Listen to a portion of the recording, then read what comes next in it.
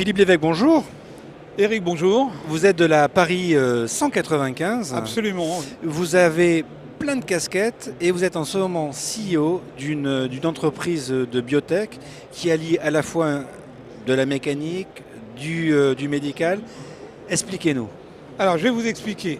Je me suis associé avec un chirurgien dentiste sur un besoin qui est particulier, qui sont les prothèses dentaires, mais avec l'impression 3D. Aujourd'hui, on a un problème, c'est le délai, la traçabilité et éventuellement les échanges globaux. Donc, on est parti d'un constat très simple, il faut que ça soit rapide, maîtrisé en prix et d'une qualité irréprochable. La technologie aujourd'hui permet de réaliser l'opération dans un temps record et surtout d'apporter une traçabilité énorme. Alors, je vous donne un exemple.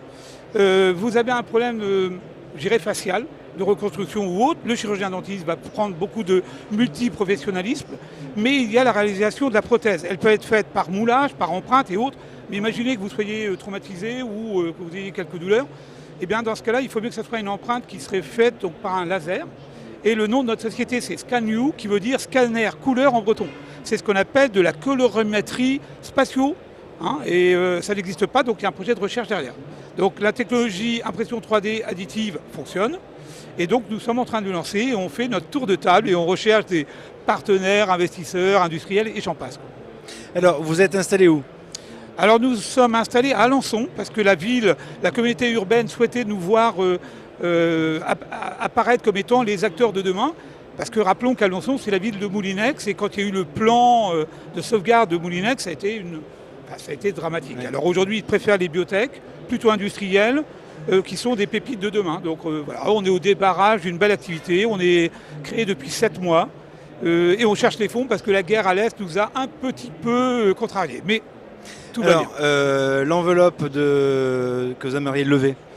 Alors le besoin est d'1 million d'euros, mais on peut démarrer avec 400 000 qu'on répartirait sur des parts sociales. Puis derrière, on irait voir le soutien de BPI-France qui nous a accordé de principe un soutien et 200 000 euros qui serait la région où gérer ce qu'on appelle les fonds d'amorçage. Donc aujourd'hui, tous les acteurs sont autour de la table. Il nous manque cet industriel ou ce partenaire qui ne doit pas être un financier, mais plutôt quelqu'un qui va nous apporter sa vision complémentaire. On préfère idéalement un industriel, Gazar ou autre, mais qui nous apporte sa vision à lui. Donc c'est pour ça qu'on lui céderait des parts, jusqu'à 30 ou 35% des parts pour qu'il soit au board et puis qu'on soit sur une démarche d'avenir, temps long. Voilà, on n'est pas sur du temps court, on est sur du temps long. Pour l'instant, donc, l'équipe est constituée, la preuve du concept est en train de... Oui, absolument, l'équipe est constituée. Autour de la table, il y a un ingénieur qui est ukrainien, comme quoi l'actualité est assez particulière. Nous avons fait un choix le 24 février, lors de l'invasion de l'Ukraine, de couper tous les fonds qui provenaient de l'Est. C'est une décision qui m'appartenait, je l'ai prise. Et donc ça a un peu contrarié évidemment notre business plan et puis surtout notre Gantt, mais c'est pas grave. Voilà, il faut prendre des décisions dans la vie. Aujourd'hui, on recommence le travail de fourmis, de levée de fonds, mais ça fait partie du jeu et on va l'assumer.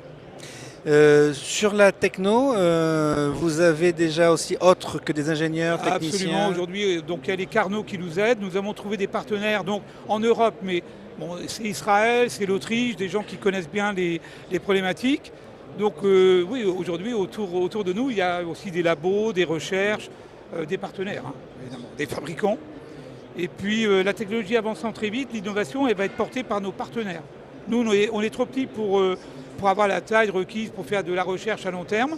Donc on va plutôt aller chercher des compétences autour de la table. Voilà.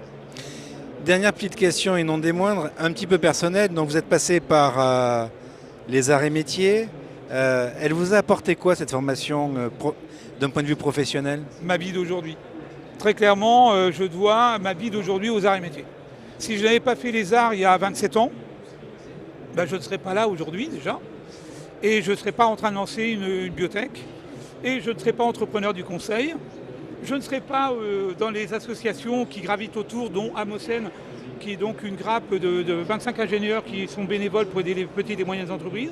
Moi, j'en suis le président aujourd'hui. Et je ne serai pas, bien évidemment, le président de la Fédération nationale des chambres professionnelles du conseil qui siège au FIFPL et qui travaille sur les organisations de demain avec l'UNAPL.